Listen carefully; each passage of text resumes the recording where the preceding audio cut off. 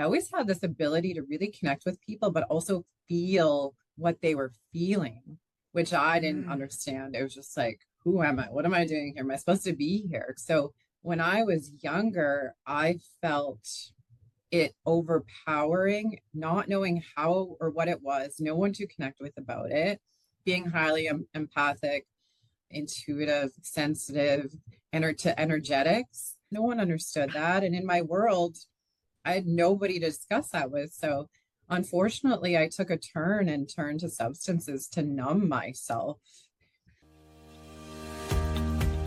Hey there, welcome back. I'm Karen Hall, your host of the Hero Within podcast.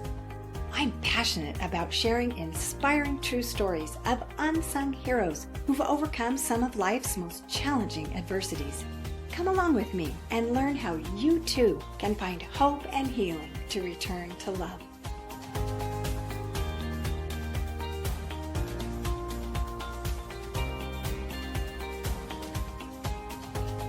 Welcome to the Hero Within podcast today. I'm Karen Hall, and our guest is Lisa Urbanski.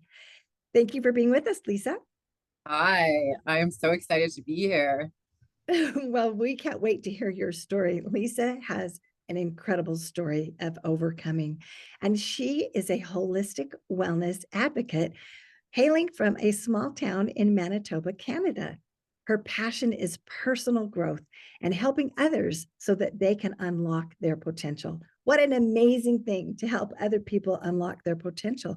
And having done that personally in your own life, you have so much authenticity to help other people overcome. And so you're known as the unconventional, conventional woman. Could you tell us a little bit about that moniker that you have? Yeah, so that was something that just kind of developed recently.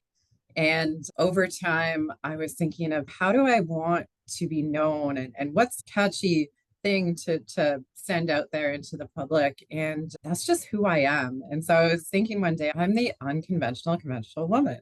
And so it just kind of stuck. And then I've been just rolling with it. How would you describe yourself? What part is unconventional and what part is conventional? So I think from a really young age, I felt like I was kind of like alone in the world. Mhm. So even in a room full of 100 people, being in a classroom with my peers, being in an environment in an office, I just felt like, am I the only one seeing, feeling these things in the world? Lisa, this is so interesting because I have felt those same feelings throughout my life. I have felt very lonely. I felt like I was the only one that was perceiving things the way I did or feeling the way that I did. And many times people have told me they can't relate to me. And so that compounds that feeling and it validates the feeling that I am alone. When did you first notice that with yourself? I think I noticed it from a very young age. I always had this ability to really connect with people, but also feel what they were feeling, which I didn't Mm. understand until later on in life as I grew to know myself on a deeper level and going through many trials and tribulations, of course. And I always had this like intuitive insight, which I also never understood. And then you try and explain that as like a 5 or 6 or 7 year old. And then people are like, she needs to go see the doctor, right? Welcome to Western medicine. So it was challenging in those ways. Now that I can understand that, piece that together, but going through it, it was just like, who am I? What am I doing here? Am I supposed to be here? Kind of thing, right? Yeah. At first felt like it was too much because I'm from a small town, and for my 12th birthday, I had a party, and everyone brought alcohol to that party. And when I felt that, and I don't feel that strong emotion anymore, and I was like, that kind of feels good. So when I was younger, I felt it overpowering, not knowing how or what it was, no one to connect with about it, being highly empathic, intuitive, sensitive, to energetics.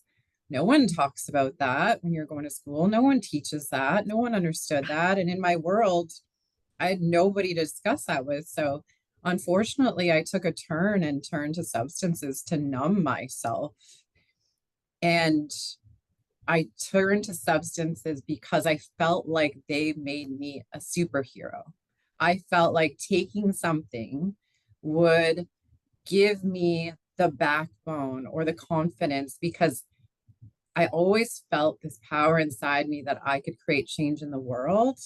But I felt like I needed something to take, like Superman puts a suit on. I felt like a substance would help me get there. And that's the story I told myself until at 30, I finally got sober. Wow. Are you a highly sensitive person, an HSP? Have you ever been evaluated for that? I am a highly sensitive person, 100%. Yes, 1,000%. So am I. And so being Wow. the combination of being an HSP and an empath and having this gift of being able to be in tune with energetics and with downloads, divine downloads and things like that, it is a lot to take on. And it is overwhelming. And to be a child and not have anybody to talk to about that, I can see where that would be too much at times. Yeah. How did you find out that you were an HSP? Did you talk to someone that identified that for you, or how did you figure that out? Yeah, so when I was like addicted to substances, it kept getting worse and worse and worse. And I found like my best friend, it was like 18, and a friend of mine was using opiates, and I tried it. And when I tried it, I was like, oh my God, I feel so good. And I felt like in that moment, it was like we were like this. Opiates and me, that was it. That was my thing after experimenting for a long time. And so we had a long relationship. So I'm using these things, but it was felt disconnected. And I know this isn't my life. I can feel like I can make a difference in the world. I want to be a community champion. I want to help people feel better. And so when I finally made peace with getting sober and like finally being done with opiates, I went down a path of learning how to feel good on my own. So I started doing manifestation. I started doing yoga. I started connecting with myself and my inner power. And once you start doing that, I was like, oh my God, I love all this. I'm talking to naturopaths. And then I found these articles and podcasts on what an HSP was. And I'm like, oh my God, this is crazy. This is who I am. Right. I was raised in a small town in the country. I was raised with this crazy work ethic. So my dad worked his butt off. My mom worked her butt off. And what I found when I was connecting with other people is that I found I was really disinterested quickly if they weren't deep thinkers or had the Oh, ability to go like into their emotional intellect and tell me more. Like talking about the weather, I was like, one more person tells me about the weather, I'm going to like lose it. Right. So it's so boring. It's so boring. right. And so from a young age, I'm like, I don't know who to talk to. I've been told you're too much. You're too much to handle. Tone it down. Why do you have to be so introspective on everything? And then I just learned Yes. to be like, you know what? If that's what you think, you're not my person. And I need to surround myself with people that appreciate that about me. And now I know how to share those gifts. So Yes. Oh, I heard that too. yeah, you're too much. You're too much. Yeah, you're too much. And it was always like, I remember one time I heard, do you always have to talk about feelings? Is that all Yeah, you ever talk about? And I was like, that's the most interesting thing to talk about. It's so boring to me to talk about the weather or something. I was just like, it was so dull to me, but to talk about what was going on inside our minds and how we were processing things and what we were learning, how we were feeling, that was what lit me up. totally. It And was so I, funny, Karen, last week. So my partner, he was getting ready for work and he starts the question with, this is kind of a weird question, but, and I'm like, I'm so excited right now. Like you're going deep. Like those are the types of things I just love because it's real life. it is real life. No wonder we connected because I am exactly the same way. I'm just like, Totally. skip all the superficial stuff. And you're probably the exact same way. Totally, totally. I can get past that and people feel come as they would do with you too. And I can feel that with you is a real comfort. And we talk about like the deepest thing. The joke is when I go to the bathroom, I come back with a million stories because people, I like sit there and have like a therapy session with people sometimes. And it's the best. Lisa, that makes me laugh so hard because if I'm going to the store, my husband says, you can't go to the store without it taking over an hour. He says, you have this sign on your head that says, tell me your story. Yes, I And have it's that on a probably the same. t-shirt. Yeah. Oh my goodness, that is so funny. It's just no wonder that we connected. And so it's so awesome to have you share your story on the hero within, because you have a hero within, and that hero has been wanting to get out and wanting to express herself and wanting to share the message with the world. And I want to go back just a little bit more about dealing with the addiction, because there can be a lot of challenges when people are struggling to feel better about themselves and they're turning to substances. How did you move from the feeling that it helped you feel better about yourself? So there was that attraction to it to cope with all of that input and all of those feelings that you were too much or not enough in some ways. How did you make that transition to feeling better? Yes. You know what, Karen, it's so magical. I'm a true believer that the universe kind of delivers when you things when you're ready. And I woke up one day and I was just like, I am done and I am ready. And as an addict, if you're not ready and if you're not willing, you're never going to get sober. So, to my family, to my friends, to the people that loved me who were trying to help me, they couldn't have done anything because it was in my mind and I needed to be ready. So, I say it was the day that the universe gave me the next phase of my life and I felt ready to take it on. And so it was so difficult because when you're going through that, you're not, nothing is fun. Nothing feels Mm. good because your dopamine, serotonin, your brain chemicals are so messed up. And they're Oh, so used to being filled with something that masks like it just, your body feels good because of that. So the withdrawal, the depression, the anxiety, that everything was just there. mm. And so I just took it moment to moment and then eventually learned little things that helped me. So the right podcasts, learning about mindset, personal development, which I've been obsessed with since I was 5. So it was like I had it in me, right? So Yes. what I would recommend to someone is like really get a mentor, like just like become obsessed with someone that you want to be like. And what I would tell someone who has someone in their life that's struggling is like you have to meet them where they are. And unfortunately, it's not going to change until they're ready or they have that piece. So yeah, it's such a Right. complex, complicated subject. It is complex, and I got the feeling that it was a process of having the desire to overcome and wanting something different for yourself. I was in and out of rehabs and while doing university. So that piece that I held on to of knowing I was a powerful being that can help the world, I held on to that and I still went to university. I did the drugs in the parking lot. I went to class.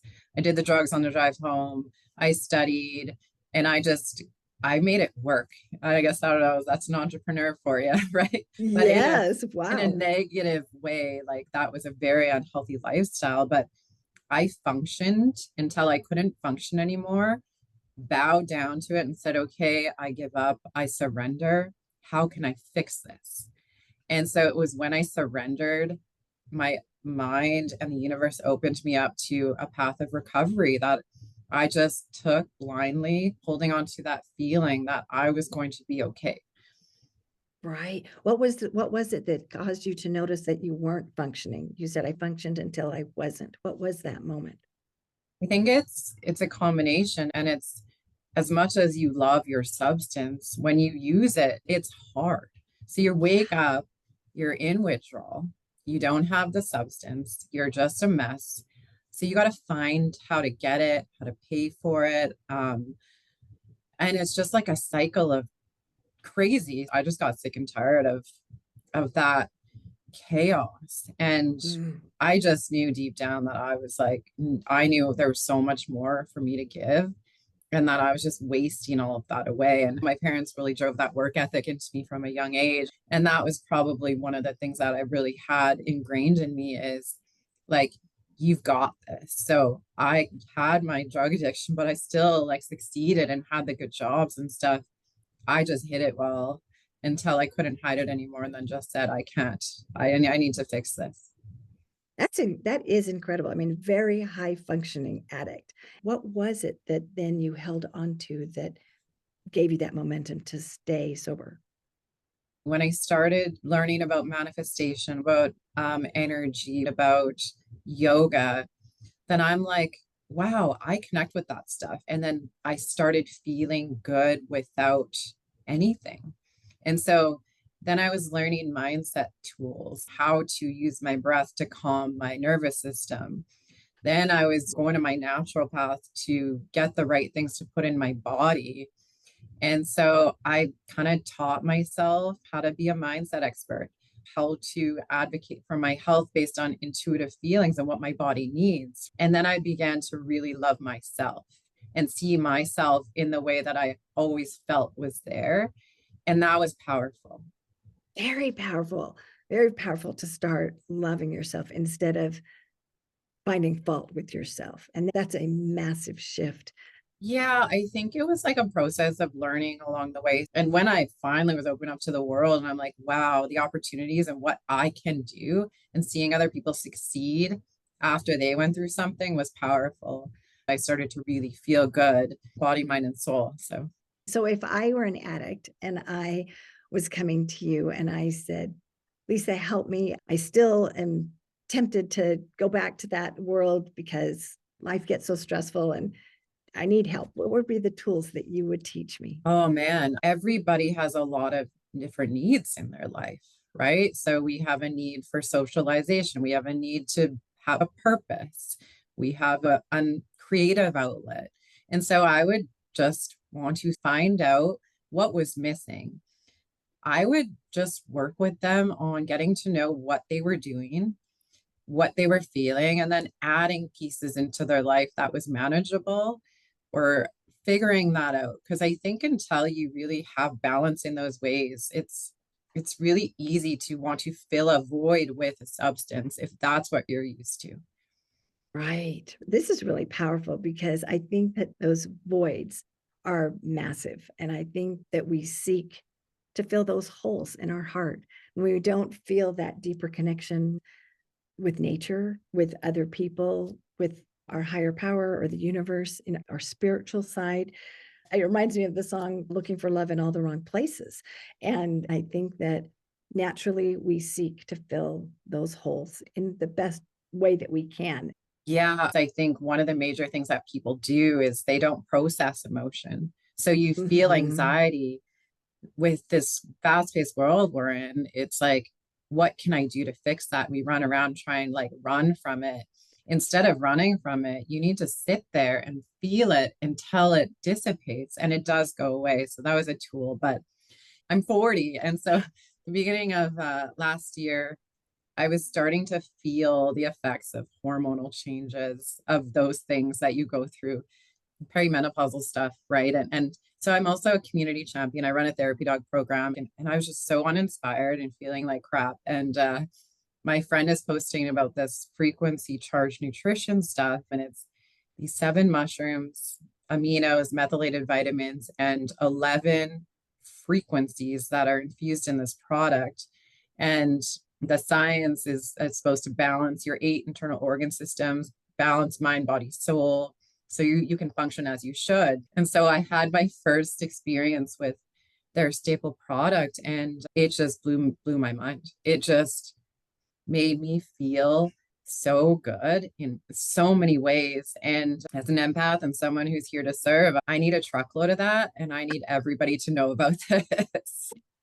And being a highly sensitive person, I can imagine that you could detect, oh, I feel this way, and I feel this other thing, and I feel this benefit. I imagine that you were very in tune with the change and the contrast from taking it and not taking it. Totally. It's like tapping into that energy that you know is there, but you don't know how to get to it. People don't even know that they don't have to be feeling the way they're feeling. And I didn't know, but now I know what it feels like to feel so good and naturally. And that reminds me of what you're talking about now, to be able to see and to feel the details of things that were missing in your life. It probably brought you so much joy to be able to Yeah. feel so good in contrast to how you had felt. Totally. And yeah, exactly. It's that big contrast of like knowing what it feels like to not feel good and then feeling just like so clear-minded and focused and energetic. And it was like in that moment, I'm like, I'm an entrepreneur 100% and I'm the CEO of my own life. And I feel so good. I'm gonna just like spread my message and just try and help as many people as I can. I can see how that would be such a benefit after working and working and working and not really gaining the traction. And you know what, the other thing that I hear in you is that you found a purpose for yourself. Yes. And that to me is one of the most important things in life, is that when we feel like we have a purpose, we have a reason to get out of bed in the morning. We have a reason to endure the difficulties and the challenges that are out there. And so now for you to have the purpose to help other people overcome and to unlock their full potential, and then to see that happening within people, to watch them light up. Oh, I just imagine that brings you so much joy. Yeah, the best things, I mean, within my therapy dog program, it's like being in the action and seeing these dogs making all this impact in the community in such a way and just helping people bring them from like this high state of anxiety and their nervous system just goes like this. And That is that's, why I do it. That is why. And then yeah, I get to send gratitude to the world. And when I'm yeah. in yoga, I literally send gratitude to the world and love to everybody. And just like, I'm very much in tune with that frequency of giving and abundance and having that flow back and forth in my world. And it's been so powerful. That is amazing. And so I want to thank you, Lisa, for sharing your story with all of our guests on The Hero Within, because we're an audience that loves to hear about how unsung heroes navigate adversity and how they find hope and healing. And you have showed us that. You just have epitomized the whole message of The Hero Within. And so thank you for being a hero and for sharing your story with us today. Well, I'm so grateful that you came into my life and I came into your life. And I have so much respect for what you do. And I'm so honored that you had me on your show. So thank you so much. And I really hope to meet you in person because I love you so much. We're so similar. I Thank just you. want to hang out. I receive that. And I feel the same way. We could just have the best talks. Yes, totally. And then our partners can be like, yes, we're off the hook for a while. Let's go watch the game. Oh my God, that is 1,000% accurate. So anyway, thank Well, you so so much. Lisa, if you don't mind, if telling us how we can connect with you. Of course, we'll have all of this in the show notes for all of our listeners. So don't worry, we'll have it all for you where you can find it. But if you could also just tell us out loud, Lisa, how we can connect with you. Okay, so I think the easiest way to be just to send me a text message for now so we can book a meeting. I do have a calendar meeting link. So to book an appointment with me for a consultation or just for a one-on-one like networking chat. So that'll be in your notes as well for people if Yes, they want to connect with me. So I think that'd be the easiest way actually. perfect. But yes, Yes. Okay. Well, we will include that so that you can all connect with Lisa. And I know I'm going to be connecting with her again because yes. I didn't get enough time with her today. But thank you all for being with us and for sharing Lisa's story and for celebrating her amazing story of overcoming her addictions and overcoming the challenges that she faced in her life. So I celebrate you, Lisa. Thank you for being with us. Thanks so much. Bye Bye. bye.